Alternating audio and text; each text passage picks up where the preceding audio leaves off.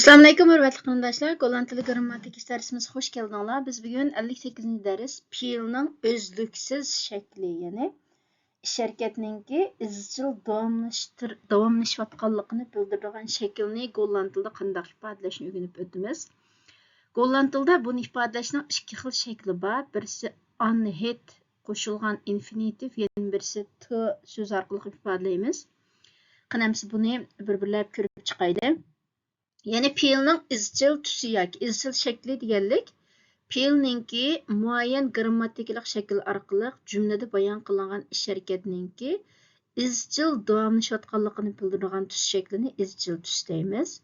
Masalan bizning tilimizda whatman, whatsan, whatimiz degandek shu so'zlarni qo'shish orqali, ulanishlarni qo'shish orqali fe'lning tomiriga fe'lning izchil tusini yasaymiz. Masalan yezyapman, ishlayapman, tamoq etyapman, ko'ryapman, anglayapsiz, yezyapmiz degandek.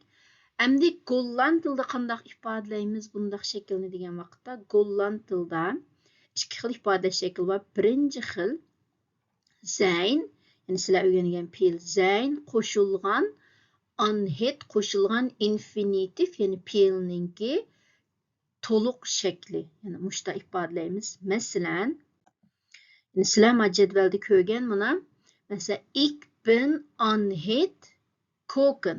Men tamoq etyapman. Jij bent unhead luisteren. Siz anglayapsiz. Hij is unhead bellen. U telefon uryapti. Wij zijn unhead lopen. Biz mingyapmiz degandek. Yani shu sein fe'l igiga asosan igi qanday shaklda bo'lsa masalda o'zgaraydi. Uningdan keyin unhead so'zi, uning keyin fe'lningki ko'plik shakli keldi. Ya'ni bu hozirgi zamon izchilchi, hozirning o'zida qilayotgan ish harakatini ifodalash shakli. Ana buning yana bu unhead shakliningki o'tgan zamon izchil tushunma, ya'ni o'tmishda yuz bergan, o'tmishda qilayotgan bir ish harakat. Masalan, siz telefon urganda men tamoq etyapgandim demoqchi bo'lsak, o'tmishda o'tib ketgan shaklni ifodalash bor, ya'ni verleden tijd durativ.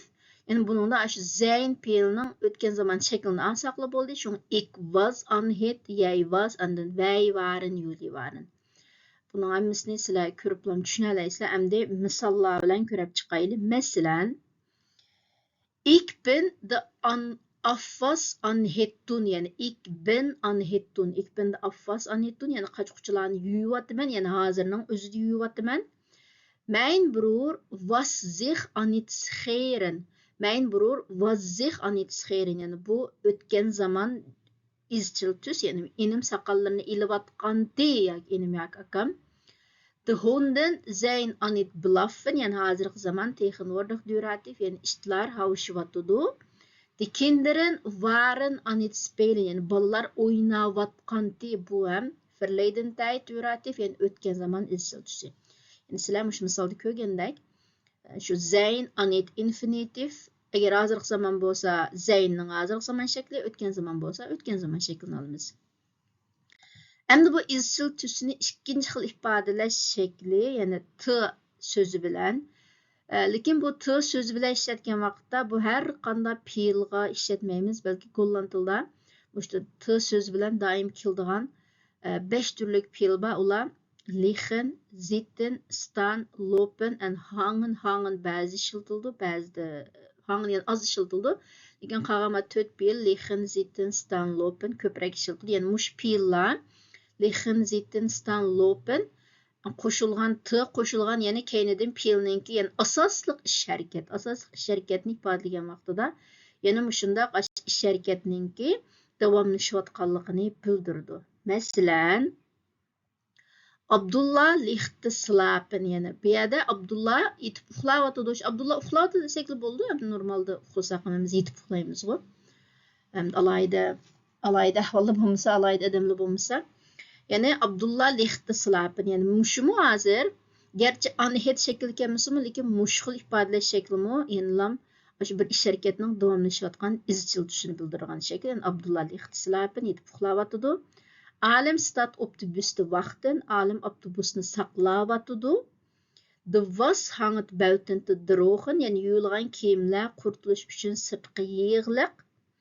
The jonges lopen hard te schreeuwen, yani yaş ballar mangaç qattiq to'lavatıdı. Arslan zit te lezen, yani arslan olturup kitap o'qivatıdı, yani. Şu men qizil rangda bo'yab qo'ygan qismiga alayda diqqat qilinglar, yani lechen, stan, hangen, lopen, zitten, yani mush fe'llarmi. Keynede t kelib, uning keyinde infinitiv kelib, mush şekilde ham ish harakatninki izchil davomlashayotganligini bildiradigan bir shakl.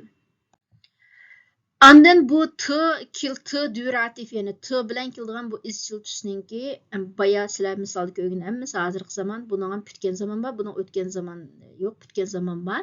Masalan, bundan uchrab qoldi-chu, yani X'ta lang vaqtin, yani men saqlavatatdim degan, lekin buni men uzun saqlagandim deb putgan zaman durativdan ifodalagan vaqtda ik hab lang stan vaqtin, yani buningda haben degan fe'l muhim rol o'ynaydi.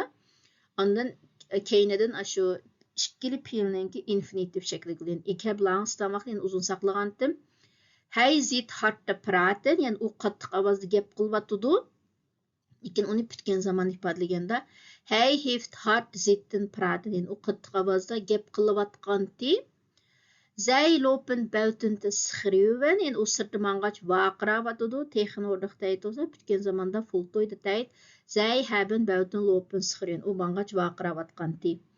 En zij ligt in positie te rusten, u birdam araminishchi yetvatdı, yoki zij heeft in positie liggen rusten. Yani birdam araminishchi yatqanti. Yani ma putgan zaman shaklida sizlar burun o'rgangan putgan zamanni haben bilan zayn ikki rekorddan bir skilti andan x qo'shilgan stam qo'shilgan t yoki d, yani voltooide dialog deb o'rgangan, lekin ma durativ t durativning putgan zaman shakli zal alayda. Şun bunun grammatikasmi B1 B2 seviyedagi grammatika. Gerçi hozir ma jumlalarda sizlar ko'rgan ikep langstan vaqtin, gerçi bu yerda xistan vaqt deb putgan zaman shakli kelmagan bo'lsa-mu, lekin bu jumla ham putgan zaman shaklidagi jumla. Buni qanday farqlantiramiz degan vaqtda, yani mushu 5 muhim fe'l, yani stan, zitten, lopen, lichen, yani birisi hangen, yani mushu 5 fe'lga asosan farqlantiramiz. Yani mush 5 fe'llar mashda qolganlar ham shunda emas. Şoň bu 5 fe'l hem gollantyl alaydyrak fe'llar. Şoňa ilqi mush 5 fe'lga asosan farqlantirgechke farqlantirishmi ancha täs emas. Gerçi voltooid dialog emasmi? Lekin inşallah kelgüsida mush to'g'ri tekstlar uchirgan vaqtda, tiximjiq askartib, tiximjiq ko'rgan vaqtida sizlarga aniq bo'lib ketadiganligiga ishonamiz. Balki hozirlam ko'rib buni ig'iz tilda ishlatish sal ta'sir bo'lishi mumkin-ku. Men boya dedim emas, bu bir B1 B2 grammatika. Şuna hozirlam buni tushunib, lekin ig'iz tilda ishlatish qiynalsanglar hech qisi yo'q, lekin hech bo'lmaganda bu darsni anglagandan keyin tushunib, tekstlar uchirgan vaqtida diqqatinglarni berib tushuna olsanglar, shumi hozircha yetarlik. Qolgan ish yana asta-asta bo'lib ketadi. Şimdi bugun so'zlaydigan bizning fe'lninki uzluksiz zaman yoki izchil tushi to'g'risidagi darsimiz mushu. Ma'qul bo'lsa, keyin qitimliq darsimizni ko'rishaylik. Omon bo'lg'aysizlar.